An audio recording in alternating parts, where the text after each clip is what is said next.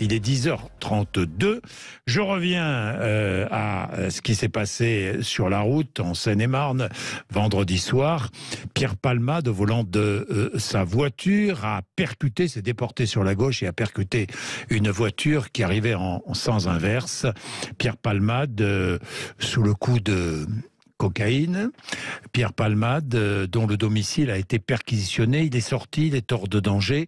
Mais on a beaucoup parlé de Pierre Palmade, un peu moins de ceux qui se trouvaient dans la voiture percutée. Dans la voiture percutée, un homme au volant, un maçon de profession, avec à ses côtés sa belle-sœur enceinte de 6 mois, et derrière le fils du conducteur, 6 ans.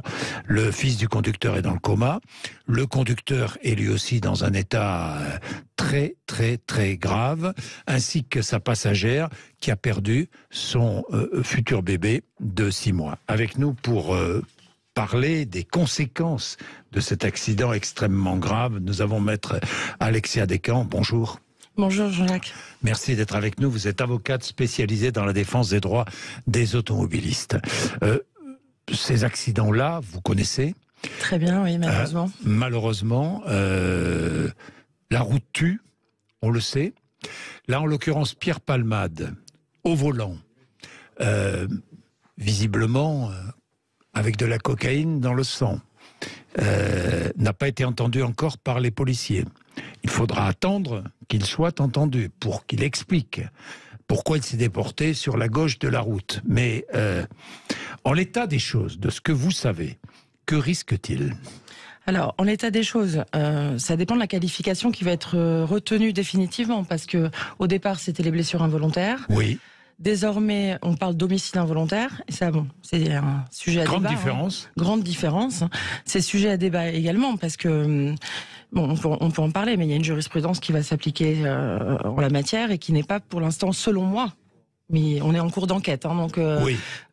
C'est-à-dire la jurisprudence qui va s'appliquer. Eh ben, la jurisprudence, pour l'instant, selon ma lecture à moi, qui est établie de la Cour de cassation, qui a été rappelée encore en 2018, c'est que l'homicide involontaire ne pourrait pas être retenu à l'encontre de M. Palmade, sauf parce que l'enfant n'était pas né. Parce que l'enfant qui est décédé dans le ventre de sa mère n'était pas né. Malheureusement, pour cette jeune future maman, c'est vrai que l'enfant n'était pas né. Donc maintenant, une autopsie va être pratiquée. Oui, bien sûr. Va-t-elle réussir à déterminer que l'enfant déjà était viable ? Première question. À 6 mois et demi, on peut imaginer qu'il l'était. Je pense qu'il va falloir étudier les rapports médicaux, son suivi médical en tant que femme enceinte. Et puis également, est-ce que l'enfant, quand il est sorti du ventre de sa mère, a pu respirer ? Parce que c'est la question en fait. Parce que pour l'instant, un fœtus, malheureusement, c'est la jurisprudence qui veut ça, ce n'est pas un enfant né. Donc on ne peut pas le considérer comme un être vivant. À partir de là, sauf s'il est né vivant. Je comprends. Voilà. Donc, oui, c'est atroce. C'est absolument. Non, la loi est parfois atroce. Non, mais c'est terrifiant, effectivement. C'est terrifiant. Je pense que ce que vous me dites est terrifiant. Même moi, même moi, en tant que j'ai 2 enfants moi-même, je suis effarée de cette lecture, mais elle est d'interprétation stricte. Oui. C'est-à-dire il y a une jurisprudence. Alors, il y en a plusieurs, en fait. Il y en a une en 2001 où la Cour de cassation est extrêmement sévère sur la question. C'est le fœtus n'est pas un être vivant considéré, ça reste un embryon et on va le considérer comme un embryon, quelle que soit l'avancée de la grossesse. D'accord. 2 mois, 6 mois, 7 mois, prêt à accoucher, ça reste un fœtus. Ouais. 2018, elle a confirmé cette version. Et il n'y a qu'une jurisprudence de 2008 de la Cour de cassation, mais qui est de l'ordre civil, qui autorise les parents, quelle que soit l'avancée de la grossesse, à enterrer leur enfant mort-né comme un être humain qui serait né normalement, en fait. Voilà, c'est la seule chose que la Cour de cassation a accordée, en fait. Mais pour l'instant, si on fait la lecture de la Cour de cassation, et donc qui est la Cour suprême, entre guillemets, française, pour l'instant, si l'enfant n'est pas né vivant, ne serait-ce que quelques secondes, il ne peut pas être considéré comme un être vivant. Voilà. Donc, Pierre Palmade pourrait ne pas être poursuivi pour homicide involontaire. Exactement. Et l'autopsie va certainement même avec de la cocaïne, dans le sang. Ça n'a rien à voir. En fait, ça n'a rien à voir. Pour moi, ça n'a rien à voir. C'est un chef de qualification. Par contre, il sera poursuivi pour une conduite sous emprise après avoir fait usage de stupéfiants. Oui. Il sera bien évidemment poursuivi pour des blessures involontaires. Oui. Mais en l'occurrence, les peines ne peuvent pas être les mêmes. Enfin, les peines encourues, Oui, parce qu'une fois de plus, on va dépendre de juridiction, d'un juge, d'un dossier, et il n'a pas d'antécédents à part certaines choses qui n'ont rien à voir avec ce genre de fait. Donc, il y a des peines encourues et il y a des peines prononcées. Oui, c'est la raison pour laquelle policiers et gendarmes prennent leur temps. Hein, ils sont en cours d'enquête. Ils sont en cours d'enquête. Ils sont en cours d'enquête, ils prennent leur temps. Et je pense que rien ne sera laissé au hasard, par contre. Oui, j'imagine. J'imagine Pierre Palmade n'a pas été entendu encore. Donc il n'est pas en état, visiblement. Il n'est pas en état. Le conducteur du véhicule qui était en face, lui aussi dans un état extrêmement grave. Et sa famille est à son chevet. Sa belle-sœur est dans un état grave. Elle a perdu son bébé. Le fils du conducteur qui était derrière 6 ans, il est toujours dans le coma. Enfin, c'est dramatique. Cette histoire est dramatique. Alors, les faits sont dramatiques, mais je tiens à le préciser. C'est très malheureux. C'est que, parce que c'est Pierre Palmade, on en parle. Parce que c'est un personnage public. Et ça fait la une des journaux non-stop depuis vendredi soir. Oui. Mais il y en a malheureusement pas tous les jours, mais c'est régulier, ce genre d'accident. C'est régulier, ouais. On en parlait ce matin encore dans les journaux. Il y a 700 morts par an dus à l'usage de stupéfiants sur les routes. 700 morts. Et ce n'est que la 3e cause de mortalité sur les routes. Oui. Donc, voire la 4e, selon moi. Mais bon, j'ai un avis un peu tranché sur la question, parce qu'on nous parle de l'alcool et de la vitesse excessive, mais il y a aussi l'endormissement qui joue énormément. Bien sûr. Donc ça, on en parle très peu parce que c'est plus light comme cause, on va dire, mais sauf que ça existe réellement. Et donc aujourd'hui c'est Pierre Palmade, donc c'est malheureusement une explosion de ça permet d'en parler quelque part en même temps, ça aide aussi les autres victimes, je pense. Évidemment. Mais que risque-t-il, Palmade, même s'il n'y a pas homicide involontaire, que risque-t-il? Il risque une annulation du permis de conduire, ça c'est certain. Ça me paraît logique.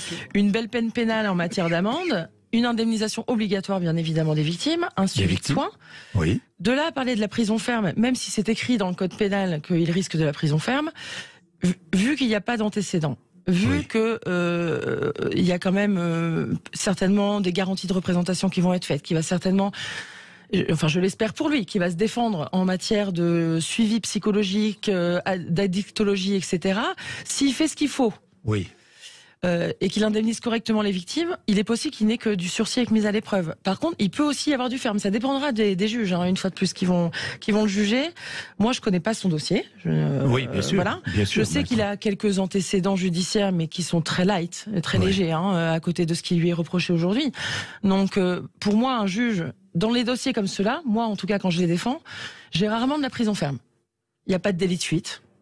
Il va certainement assumer très bien au niveau enfin il va certainement s'occuper des victimes, il va être empathique, il va essayer de réparer en fait, mais il va réparer du mieux qu'il ne peut, et pas que financièrement. Enfin moi c'est je comprends. C'est comme ça que j'encourage en tout cas mes clients à œuvrer quand ils ont ce genre de faits qui leur sont reprochés. Pour l'instant on est sur des faits reprochés, tout à fait. On n'est pas sur des faits jugés, je tiens à le préciser, mais il est possible qu'il n'ait pas de prison ferme, mais il en encourt.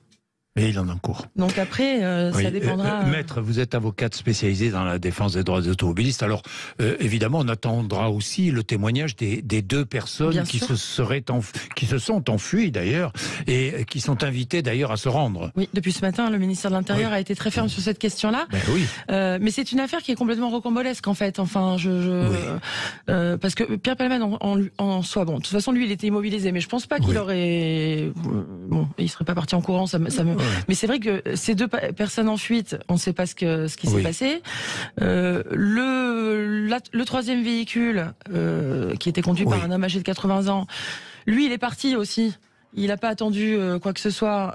Et sa fille a visiblement viré les gendarmes quand ils sont arrivés à son domicile. Enfin, on a une espèce de série de faits qui sont... C'est incroyable.